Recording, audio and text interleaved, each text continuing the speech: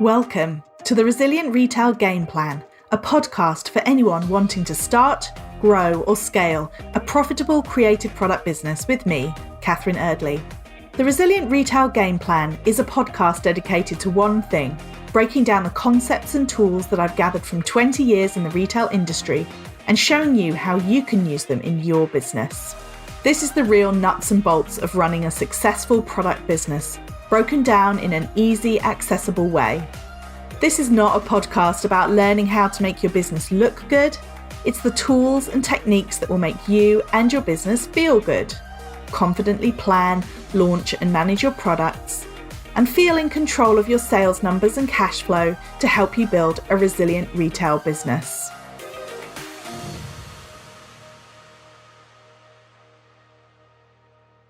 Welcome to the Resilient Retail Game Plan. I'm your host, Catherine Erdley, as well as the founder of the Resilient Retail Club, which is my membership group and consultancy for product businesses. You can find out more at resilientretailclub.com. Today, I'm very excited to be joined on the podcast by Beck Prior. Beck is the founder of Prior Shop, which is based in Bristol. And it is a really fabulous story about the importance of being resilient, the importance of keeping going. And Beck shares some fantastic nuggets of wisdom from her experience in running the physical space, or more than one physical space, as well as her insight into being a small business owner. Thank you so much for joining me today. Do you want to start us off by introducing yourself and the Prior Shop? Yes, of course. Well, first of all, thanks for having me. It's what an amazing opportunity to be on here. I feel a bit like I'm meeting a celebrity. Honestly. Thank you. So I'm Beck Prior, and I am a maker turned shop owner. So Prior Shop is a responsibly and consciously made outlet for independent brands. I called it Prior, not because I wanted my name in lights, even though sometimes I feel embarrassed to say my name's Beck Prior. It was because it was such a good name for a shop that sells this type of work, like an innovative shop that supports small brands that majority of the work has like a previous life, that it's made of materials that have a previous life. So we sell a selection of homewares, skincare, jewelry, plants, lighting, cleaning products, but the sort of focus is to only support small brands, independent brands, handmade work, and every single thing we sell is made as consciously and responsibly as possible. No, it sounds amazing. Do you have sort of specific criteria that you run through, or is it more about the general ethos of the businesses that you're buying from? So I think the topic of sustainability is it's a huge subject, isn't it? Absolutely massive. And I think it's very opinionated. So I think my strategy, I suppose, is to make sure that the artists that we support are being as responsible as they possibly can within their boundaries. I think if anybody tries to make a sustainable and ethical piece of work 100%, ethical and sustainable, one, I think it's impossible, because knowing the supply chain of every single bit of your process and your material is very, very difficult. For sure. Lots of companies small brands buy off of suppliers that are called green packaging or green something, and actually, are they green? It's quite hard to follow everything from the moment it was at the raw material. But what we do is we have an application form where people fill out to join our shop, and it is quite in depth really, and it asks if people have looked into their suppliers' policies, if they have what they do with their waste, what they do with their packaging, what they do with their offcuts and manufacturing, and it's not to catch people out. The last thing I want to do is ever make people feel guilty. It's more just to start that conversation, and it's really nice. A lot of makers that fill out the form, in some of the boxes we get, I've never thought about that. But thanks for bring it to my attention. I will go and check this now. So yeah, it's good. It's really good. I'm really, really proud of the shop. And it's based in Bristol, is that right? Based in Bristol, yeah. And so we've been running for 3 years, but we took on, I took a leap last year, so it's been a whole year now, and took the shop to Cabot Circus. And those of you that aren't in Bristol, it's like the main shopping centre, the shiny shiny shopping area. Yeah. And the reason why I did that is because lots of independent shops, you find them on the back streets, don't you? They are in sort of up and coming areas, or just, slightly off the main shiny corporate drag. And I'm just, I'm really passionate that sustainable work, handmade work, it doesn't have to be for a small minority amount of people. It can be luxury, it can be mainstream, and it can actually just still be for the same customers that shop in Harvey Nicks, Ted Baker, all those places.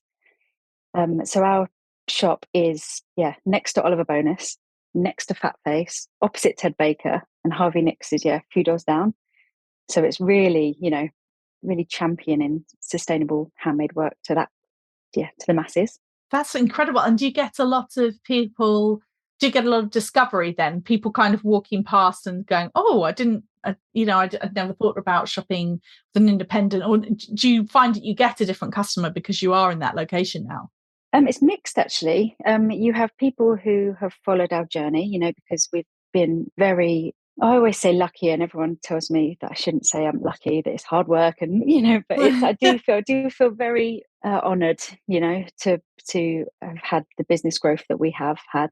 So you have lots of people that have followed us over the years, and then you also get people that walk past the shop. And the difference is with Prior, I try to make it fit in. I want it to look like toast, Right.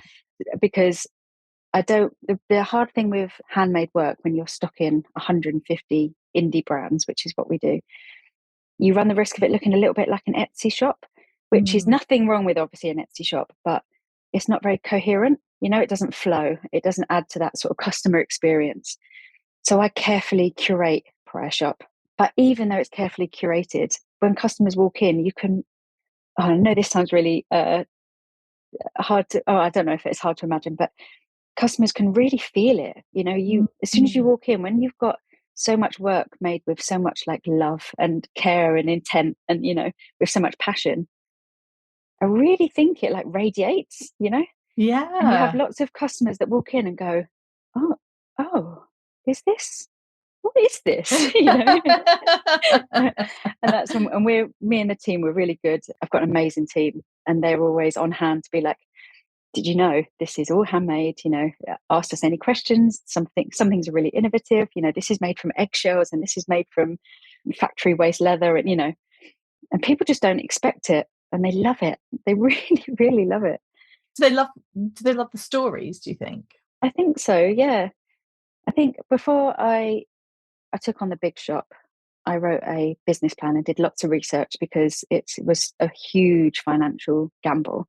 Mm-hmm. Obviously, it's very, very expensive to have a space like that in the centre of town. Yeah. And when you are supporting local small brands and have a high turnover, you can't claim the VAT back, because none of the people you stock are VAT registered. So your profit margins are actually very, very, very small. So I had to make sure that I really, researched every single part of my business.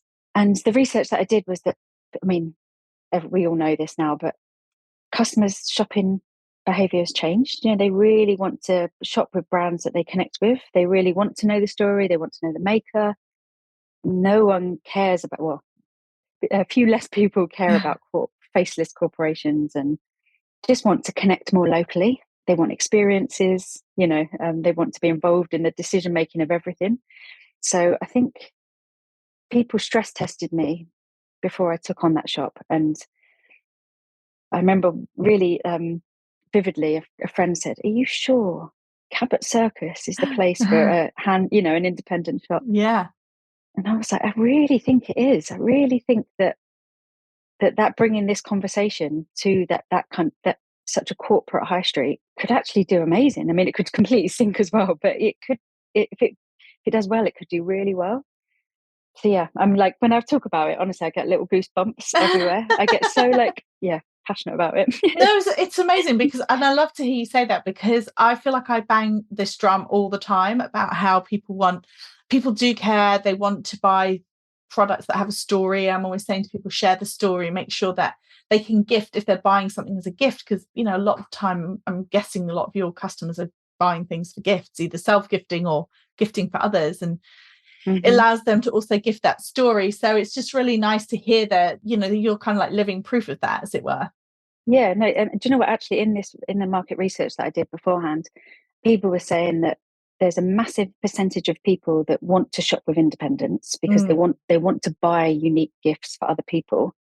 But actually, gift receivers also really want to have independently made gifts because it shows that the buyer has actually thought about the gift and thought about what that person would like, rather than just buying a gift voucher. Yeah, or for sure. Yeah, I think it's really important.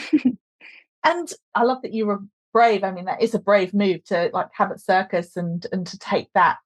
But you're absolutely right. You're that customer that there is, if they're shopping in Harvey Nichols, then they've got the disposable income for independence, but equally you're offering them something different as well. Exactly. And I think when I first started Prior, which is my own product business, in 2011. And around that time, obviously I wasn't the only one doing it, but there was lots of other brands that were calling themselves sustainable and green, and it was very overtly green. I mean, in no offense to them, but it was quite green, quite hippie, Right. very, very evidently recycled materials. Whereas I was really interested in making luxury, contemporary, very, very modern products using sustainable materials, but wasn't obvious that it was green. Does that make sense? Yes. Yeah, that you would buy it because you loved it and it was design led, and the fact that it was eco-friendly and sustainable green was a bonus. It wasn't that you only bought it because it was you were buying it because of the design, not despite of it. Exactly. Not in spite of it. Yeah. yeah, exactly. 100%. Yeah, you got it. And I was really pushing that. And then when it came to, I needed a bigger workshop space. And then the little shop, which is in Old Market, another area of Bristol, came up in 2019. And I thought, actually, this is cheaper than another bigger workshop space. And I've got a shop front. I can just sell my work, Yeah. Who doesn't want that as a product designer? And then when I got the keys, I was like, I'm missing a trick, actually. There's loads of other designers who have got the same ethos as me, making this high-end, beautifully crafted work that is sustainable and responsibly manufactured. So I started putting the feelers out and finding different artists. We started with 11 designers in the shop, and then this grew to 45, and then when we've taken on the big shop, now it's 150. Wow. So I think back to the Harvey Nicks and Oliver Bonus comparison, because the type of work we stock is of such good quality, it makes the consumer, it's a no-brainer, for them to like it. I mean, obviously if it's in their style, but it's handmade, supporting local, made really well, and not having a huge impact on the planet. So what could you not like? Yeah. What's not to love? Yeah. So you were actually a not-for-profit company. So can you tell me a little bit about that as a mission and what you do or how you support your community? So I have a background in youth work and leading like community art projects.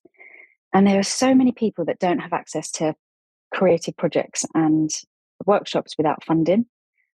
So when I built up Prior Shop, I wanted it to be more than a shop. I wanted it to be a creative community hub. And that's not just for other businesses, but also for, the Bristol community to access. So we've got an event space that we hold exhibitions and workshops and book launches and discussions and meetings and, loads of things. And we've started yoga and an indoor market as well. Wow, all in this, and this is all in the Cabot Circus. All in the Cabot Circus shop, yeah. So I just wanted it to be more, with with the privileges that I've got from hard work and from just privileges. I wanted to make sure that it's shared, and I get such a buzz. Maybe it's my youth work experience, but when everyone is in the same space, learning and developing, and working together. With a non-profit, I wanted to make sure that I had something set up in place, that I stayed true to making sure that this was always shared with other people. I think as a small business, it's so easy we don't pay ourselves properly. All small businesses, we don't. We work so hard. And I think with Prior Made, sometimes, and I have to be really transparent about this, at the end of every year, so Prior Made's my product design business, I have plans to donate to charity or do something with it. But sometimes I got to the end of the year and I was just like, do you know what? I've worked so hard, actually. I do deserve a little top up. I deserve to keep this money. I deserve to go on holiday, all this kind of, which is true. But with the shop, I was like, I want to make sure that I set myself boundaries so that my wanting to support people is never, ever questioned. That is something that is ingrained in the business and it holds me accountable to do that, Yeah.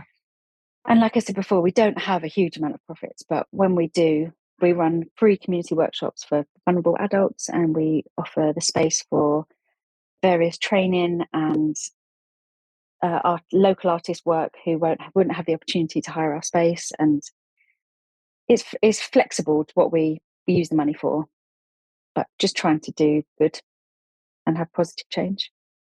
Do you think that gives you a different element of or different motivation for the business as well when it's purely for profit? Obviously, profit is important, it's the lifeblood of a business, but when you also have this extra layer of sort of community giving, does it give you even more motivation maybe when things are tough? Yeah, exactly, 100%. And it gets me thinking about where the business is going. When businesses grow, you become so blinkered, I think, you get onto a track, and it can go too fast before you assess. And I think it's so important for a business to keep pausing and assessing, just to check that you're going the right way, but also just if things have changed, if your ideas have changed, if your wants and needs have changed. And I think registering as a not-for-profit makes me check in with that aspect of the business too, and just make sure that does that make sense? Yeah, no, that makes perfect sense. And I think it's so, so true. And it's something that I say all the time to people about you need to make sure that it's going in the right direction. And by that, I mean the right direction for you, and to make sure that you haven't got sucked into somebody else's definition of success. So it sounds like with the not-for-profit work that you do, it's helping you, like you say, check in and make sure that you're following the mission of what the business, where you want the business to go. And that is unique to everybody's got a unique take on that. It's not like one size fits all. So it's always important to check these things. Yeah, 100%. Yeah, you're right. So you mentioned when we've been talking about the business, you've mentioned agility several times in the description of what you've done, how you've coped particularly the last couple of years. So how important do you think agility is for a modern business owner? Oh, I think it's so important. I think it's a massive positive for small businesses, actually, because we can pivot really quickly. You think of like huge companies, the chain of decision making could be months. I mean, if not like a year, to make any decisions. And by then it's too late. You've seen all these big chains that are closing. And I really think it's because people can't shift and adapt quick enough. Yeah. Whereas micro and small businesses, we can literally reinvent the wheel overnight. We can just, pull an all-nighter, change everything and start again with, a new offering the next day. I was just going to ask, have you got any examples of maybe when you've done that in your business? So oh God, I mean, how long have you got? I think the most recent example is with the energy crisis. We faced our energy bill was £250 a month, and it was predicted to be £3,000 a month in January. Wow. So I was like, I'm not waiting for this to happen. I'm not waiting for any kind of offering of help. We need to figure out how we can generate another avenue, a stream. So it literally in 4 days, I did loads of stories on my Instagram asking people for suggestions of how they can use our space. It was bombarded us with the most amazing suggestions. We put it in our newsletters. We did like various polls and stuff. And in 4 days, we had a monthly market organised. Wow. And yoga twice a week at the shop. Contacted the yoga teachers, found people interested, designed flyers, And it's and again, it's the benefits of being a local business, that you're so connected with the sea of other independent businesses. You know, I called up a printers, sorry, near the shop, and they did like a 24-hour turnaround of the posters and flyers. Wow. Spoke to local yoga teachers who were like, yeah, let's do this. You know, it's yeah, I think people are much more easier to get on board when you're in a community of independents. Yeah, for sure. So that was basically, how can we maximize the space? How can we create another revenue stream? How can we? Mm-hmm. So it's that constant looking for, instead of saying, and I think this is such a great point as well, because there are times when you think you get frozen in fear or frozen in worry about what to do, and then it sounds like for you, I love that your impulse is like, okay, how can we fix this? Right, let's go. It's just, do you think that's just something that comes from inside you, or is that part of the kind of inspiration of being part of the community that helps you just come up with this and keep going and keep saying, right, what can we do? How can we do this differently? I think a mixture of all those things. Something that I never used to talk about, but it's actually really important of my journey, is I had leukemia 10 years ago. Mm-hmm. Prior Made, my business, actually started when I was recovering from leukemia, because Wow. I didn't have much energy. I couldn't have a full-time job. So I obviously have a creative background, and I started doing markets because there was not a lot of commitment. It was just the odd market, and I could tinker in my studio beforehand. So lots of people always go, God, are you so resilient because of the cancer treatment? And Mm-hmm. that has part of it, but I've always been like this. I've always been quite a obsessive. I find it very, very difficult to give up, Right. which is a blessing and a curse. You know, it has its moments on both sides. But I've always just been really ambitious, and not ambitious in like wanting to be the best or any that type of ambitious, but just I like to see an idea from start to finish, and I like to execute all available options before I go, actually, this isn't working, you know. But I have to really make sure I've tried everything before I'm happy with giving up on it. That's incredible. I mean, and I take my hat off to you. I mean, I think that's an amazing story to have built that out of the sort of cliche of when life gives you lemons, make lemonade. But it sounds like you've just got that real like determination. So have you ever, but you said it's like a blessing and a curse. Have there ever been times when in hindsight you thought, I maybe should have given up earlier? Or are you always like, no, I've got to go through like every alternative before I say, no, this is definitely not an idea that's going to work out for me? Yeah, so the little shop, we closed it on the 1st of September, the original Prior shop. And that is the classic example. I wish I'd closed that earlier. I really wish I'd closed it earlier, because it was losing money. It's lost money all year. But I kept being like, it's the baby shop, you know, it's what started the journey. People, not everybody likes Cabot Circus, you know, people still like shopping in the sort of back streets. Yeah. I spent some of our profits on a photography project. So one of our not-for-profit projects was paying a local photographer to do business portraits of all the businesses in the Old Market area. Oh, that's so cool. And do a big exhibition about it, just to raise awareness, because the area had really suffered after like post-pandemic. And we had a massive feature in Bristol Life magazine with the exhibition. I went to loads and loads of community meetings for the area, sat in with loads of council meetings to how to improve the area. I just invested so much of my time, which I'm glad I did, because it could have worked. But it's hindsight. The beautiful thing of hindsight, I wish I'd drawn that line sooner and got out of there before it lost me so much money. But then I suppose on the other hand, you do know that you tried. Like Exactly. you'll never think to yourself, what if I'd done this or what if I'd done that? You're like, okay, I did everything. Yeah, you're totally right. Yeah. So finally, just final tips then. If anyone's listening to this, because of course I mean, I absolutely love that about your story. And I think that's what really stands out. It's like your determination, your drive, your commitment to what you've done, and your real willingness to kind of look and pivot and come up with different things.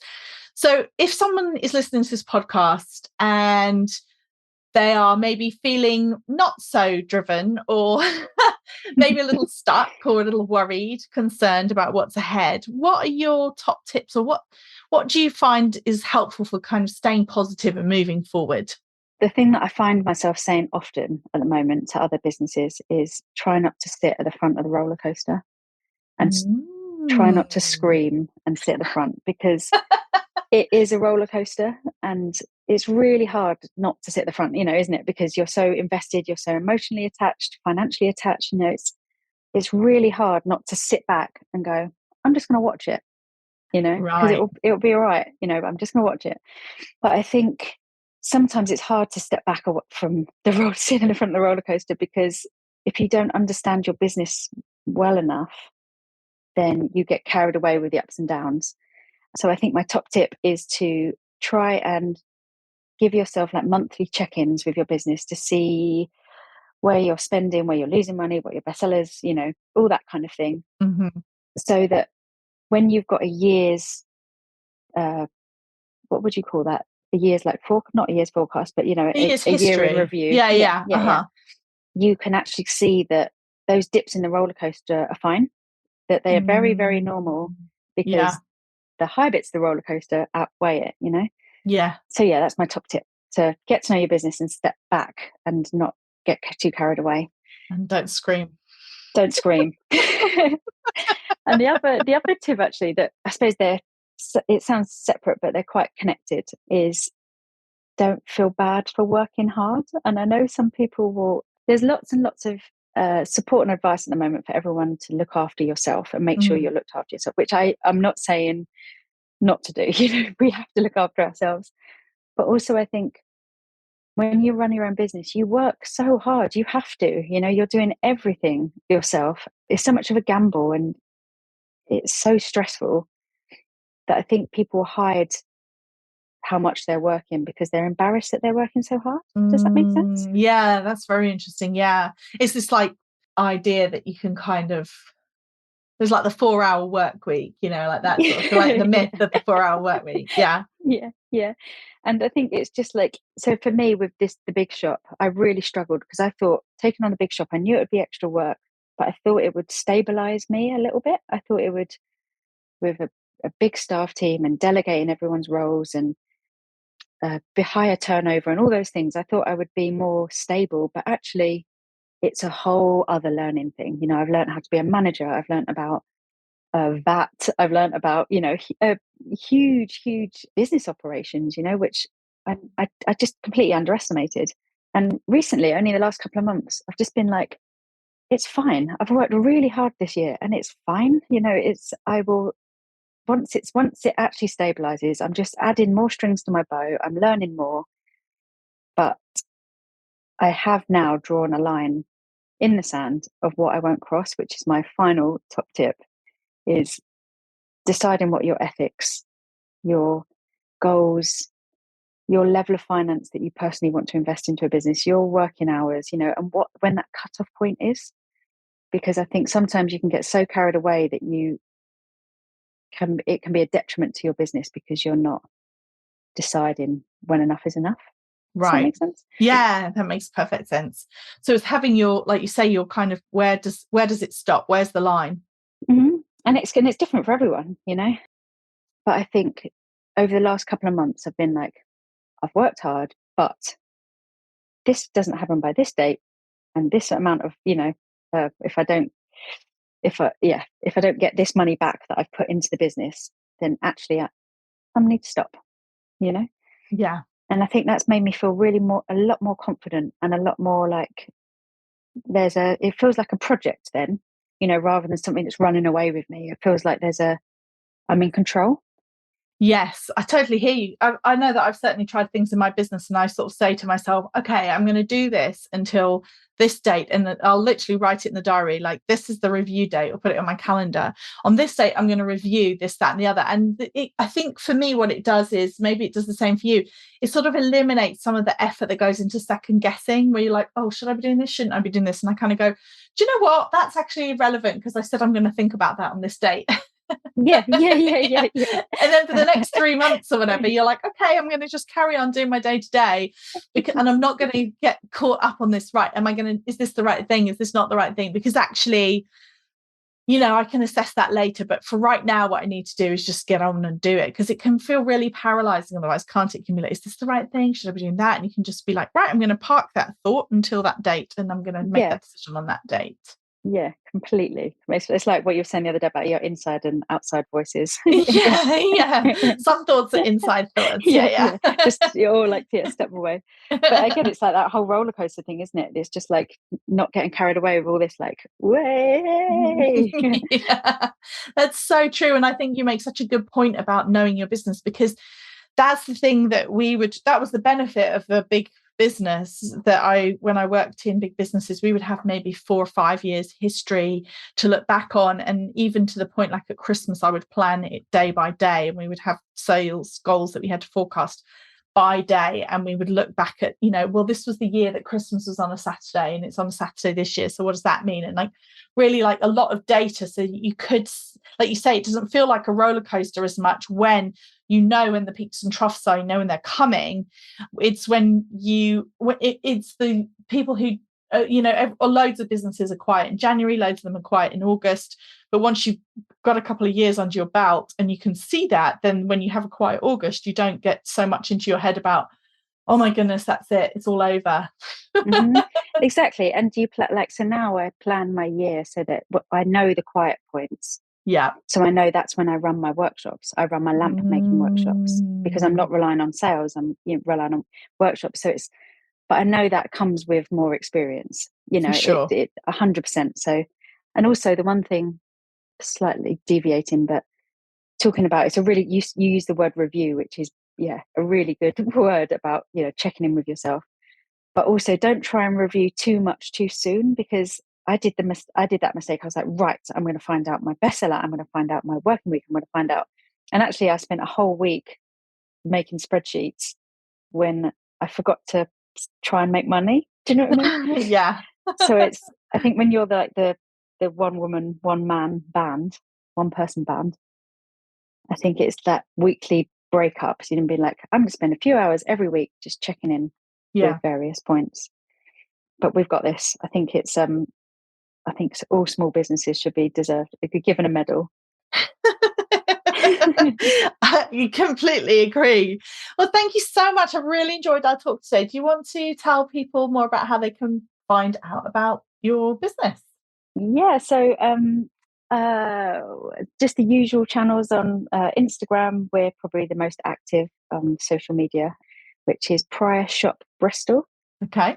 Our website. We'll pop these links in the show notes as well. So yeah, our website is priorshop.uk. So not co.uk, just .uk. And yeah, the shop is in Cabot Circus in Bristol. It's in the Quakers Friar area, which is what everyone calls the posh bit. So if you're, so it's right by the Apple Store and Harvey Nicks. So if you're in town and fancy checking us out, on our website you can also hire our space if you're a maker, a creative listening to this. We don't charge profit on the hire of our space, and you can book onto workshops, and you can read our blogs and look at our products and get lost in a bit of a rabbit hole of our website. Thank you so much for tuning in. I hope you enjoyed today's episode. Why not come over and see me on Instagram at Resilient Retail Club? Say hello, let me know what you thought about today's episode. And why not share a photo of where you are, where you're listening? I absolutely love to see it. If you have a moment to rate and review the podcast, it makes such a difference. I'm so appreciative of everyone who takes the time to do so. I read every review personally and I absolutely love it. So if you have a moment, you can rate and review in iTunes, or if you're in the Spotify app, you can rate the podcast as well. And of course, if you have a moment to subscribe or follow the podcast, then you'll be the first to know about our weekly episode, which is released every Thursday.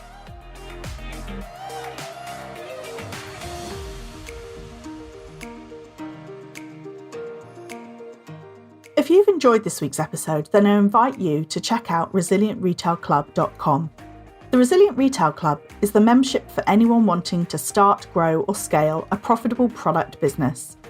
No more trawling Google trying to find the answers to your questions or wading through general business advice that speaks mainly to service-based businesses. Whether you're still at the idea stage or you've been going for a while but want to get more focused and organised when it comes to your business, the Resilient Retail Club is the place for you.